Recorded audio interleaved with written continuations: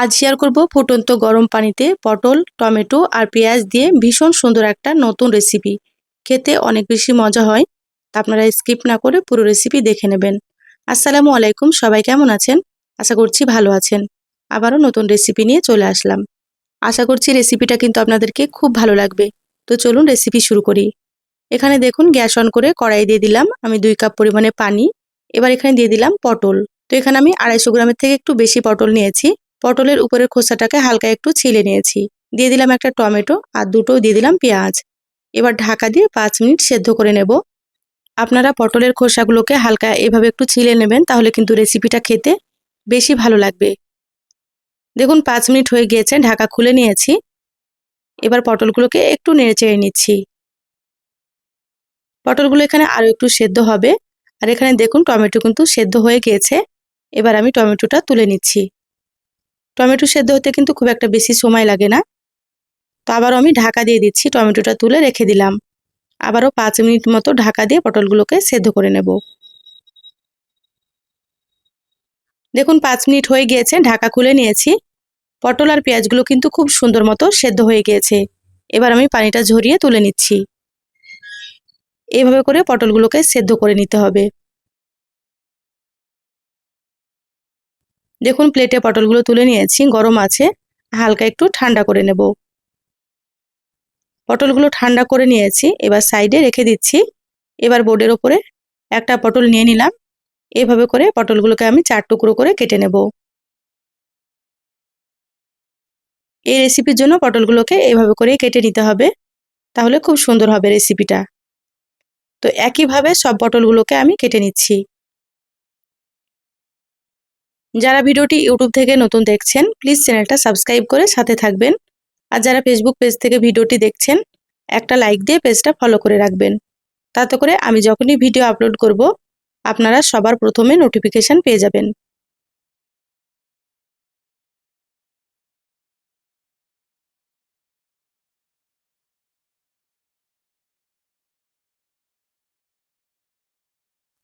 দেখুন সব পটলগুলো কেটে নিয়েছি। এবার পটলগুলো প্লেটে তুলে নিচ্ছি।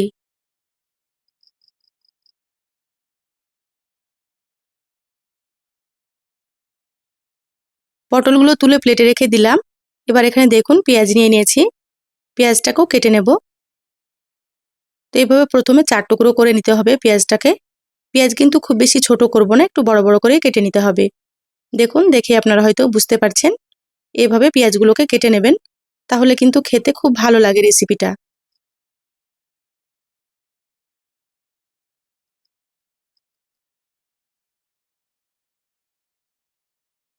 দেখুন পেঁয়াজ দুটো কেটে নিয়েছি। এবার পেঁয়াজগুলোকেও আমি প্লেটে তুলে নিচ্ছি। এবার সেদ্ধ টমেটোটাও আমি কেটে নেব। এভাবে একটু বড় করে কেটে নিচ্ছি। যেহেতু টমেটো সেদ্ধ আছে, খুব বেশি ছোট করার দরকার নেই। এভাবে একটু বড় করে কেটে নিতে হবে। এবার বাটিতে তুলে নিচ্ছি। সবকিছু সাইডে রেখে দিলাম। এবার গ্যাস অন করে কড়াই দিয়ে দিচ্ছি সর্ষের তেল। তো এখানে প্রথমে আমি 3 টেবিল চামচ মতো তেল দিয়েছি। তেলের মধ্যে সামান্য একটু দিয়ে দিলাম হলুদ গুঁড়ো। আমি এখানে সর্ষের তেলে রান্না করছি, আপনারা চাইলে সয়াবিন তেল দিয়েও রান্না করতে পারেন। এবার আমি এখানে কেটে রাখা পটলগুলো দিয়ে দিচ্ছি। সম্পূর্ণ পটলগুলো দিয়ে দিলাম। গ্যাসের আঁচ হাই হিটে রেখে পটলগুলোকে ভেজে নিতে হবে। এই পর্যায়ে কিন্তু গ্যাসের আঁচটা হাই হিটে রাখতে হবে, কারণ পটলে অনেকটাই পানি আছে, পানিটাকে একটু শুকনো করে নিতে হবে। এবার আমি এখানে দিয়ে দিচ্ছি কেটে রাখা আলু। তো এখানে আমি দুটো আলু কেটে নিয়েছি মিডিয়াম সাইজের, হালকা একটু মোটা রেখে এভাবে লম্বা লম্বা করে কেটে নিয়েছি। আমি পটলের মতো করে আলুগুলোকে কেটে নিয়েছি। আর আলু দিলে কিন্তু খেতে আরও বেশি ভালো লাগবে।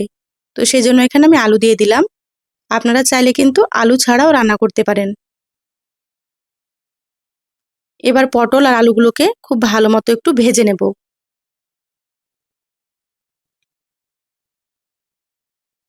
আপনারা তো পটল ভাজা বা রান্না অনেক রকম ভাবেই খেয়েছেন। তো এইভাবে সেদ্ধ করে একবার এই রেসিপিটা খেয়ে দেখবেন, স্বাদ কিন্তু মুখে লেগে থাকবে। খেতে এত বেশি মজা হয়, একবার না খেলে কিন্তু বিশ্বাসই হবে না। দেখুন পটলের পানিটা কিন্তু অনেকটাই শুকনো হয়ে গিয়েছে। এবার আমি এখানে দিয়ে দিলাম সামান্য একটু লবণ। এবার নেড়েচেড়ে পটলগুলোকে আবারও একটু ভেজে নেব। লবণটা কিন্তু পরে দিতে হবে, যেহেতু পটলে পানি ছিল সেজন্য লবণটা আমি প্রথমে দিইনি, এই পর্যায়ে একটু লবণ দিয়ে দিলাম। দেখুন পটল আর আলুর কালারটা কিন্তু অনেকটাই চেঞ্জ হয়ে গিয়েছে, আর পটল আর আলু কিন্তু ভাজা হয়ে গিয়েছে। এর থেকে বেশি ভাজার দরকার নেই। এভাবে হালকা একটু লালচে করে আপনারা ভেজে নেবেন। এবার তেল ঝরিয়ে প্লেটে তুলে নিচ্ছি।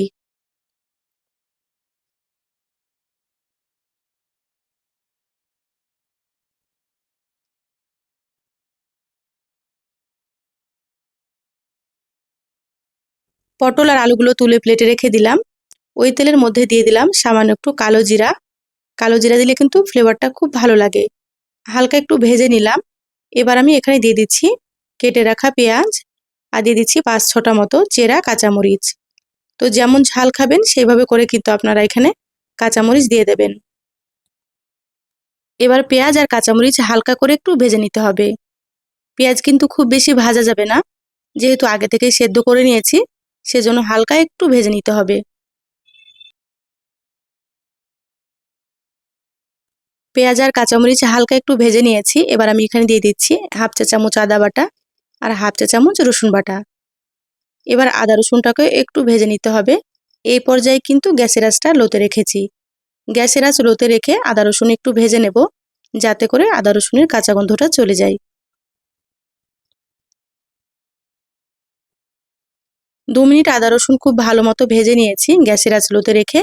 এবার আমি এখানে দিয়ে দিচ্ছি সেদ্ধ টমেটো। এবার দিয়ে দিচ্ছি স্বাদ মতো লবণ।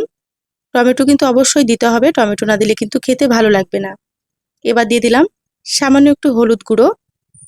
লবণ কিন্তু আপনারা এখানে বুঝেই ব্যবহার করবেন, প্রথমে যেহেতু লবণ দিয়েছি সেইভাবে আপনারা দিয়ে দেবেন। দিয়ে দিলাম 1/2 চা চামচ জিরা গুঁড়ো আর 1/2 চা চামচ দিয়ে দিলাম ধনিয়া গুঁড়ো। সামান্য পরিমাণে একটু দিয়ে দিলাম মরিচের গুঁড়ো।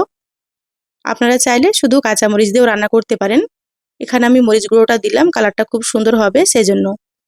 এবার মশলাগুলোকে আবারও খুব ভালোভাবে একটু নেড়েচেড়ে মিশিয়ে নিচ্ছি।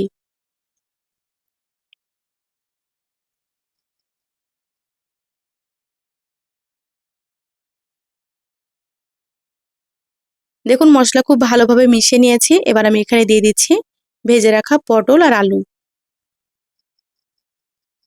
পটল আর আলুগুলো দিয়ে দিলাম। এবার মশলার সঙ্গে আবারও খুব ভালোভাবে একটু মিশিয়ে নেব। এই পর্যায়ে কিন্তু গ্যাসের আঁচটা আমি মিডিয়ামে রেখেছি। গ্যাসের আঁচ মিডিয়ামে রেখে খুব ভালোভাবে মিশিয়ে নিচ্ছি। দেখুন খুব ভালোভাবে মিশিয়ে নিয়েছি। এবার আমি এখানে সামান্য একটু পানি দিয়ে দিলাম। আপনারা দেখতেই পেলেন খুব বেশি কিন্তু পানি দেওয়া যাবে না। এবার ঢাকা দিয়ে 5 মিনিট মতো রান্না করব। এইভাবে সামান্য একটু পানি দিয়ে 5 মিনিট রান্না করে নিলে কিন্তু আলুগুলো খুব সুন্দর মতো সেদ্ধ হয়ে যাবে, আর মশলা পটল আর আলুর ভেতরে খুব সুন্দর মতো ঢুকবে। সেজন্য অবশ্যই আপনারা একটু পানি দিয়ে দেবেন। দেখুন 5 মিনিট ঢাকা দিয়ে মিডিয়াম আঁচে রান্না করে নিয়েছি। ঢাকাটা খুলে নিলাম। খুব ভালোভাবে আবারও নেড়েচেড়ে নিচ্ছি, আর আলুগুলো কিন্তু খুব সুন্দর মতো সেদ্ধ হয়ে গিয়েছে। এবার আমি এখানে দিয়ে দিচ্ছি সাদা তিল। অবশ্যই কিন্তু সাদা তিলটা দিতে হবে। সাদা তিল দেওয়ার কারণে কিন্তু এই রেসিপির স্বাদ একেবারে দ্বিগুণ হয়ে যাবে। তো এখানে আমি 2 চা চামচ মতো সাদা তিল দিয়ে দিলাম। সাদা তিল দেওয়ার পরে আবারও খুব ভালোভাবে মিশিয়ে নিয়েছি। এবার গ্যাসের আঁচ হাই হিটে রেখে একটু ভাজা ভাজা করে নেব, যাতে করে পানিটা একেবারে শুকনো হয়ে যায়। একটু ভাজা ভাজা করে নিতে হবে, তাহলে রেসিপিটা খেতে অনেক বেশি মজা হবে। দেখুন ভাজা ভাজা করে নিয়েছি। এবার আমি এখানে দিয়ে দিচ্ছি 1/2 চা চামচ মতো গরম মশলার গুঁড়ো। এবার নেড়েচেড়ে মশলাটাকেও খুব ভালোভাবে মিশিয়ে নেব। দেখুন মশলা ভালোভাবে মিশিয়ে নিয়েছি, রান্না হয়ে গিয়েছে। গ্যাস বন্ধ করে দিলাম। এবার প্লেটে তুলে নিচ্ছি। প্লেটে তুলে নিয়ে তারপরে আপনাদেরকে দেখাচ্ছি।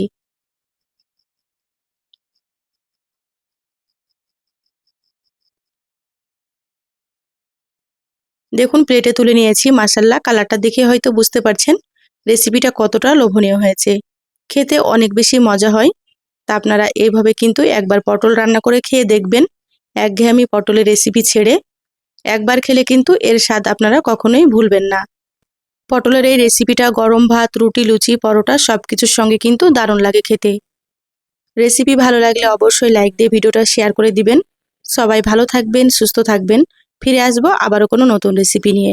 ধন্যবাদ সবাইকে। আল্লাহ হাফেজ।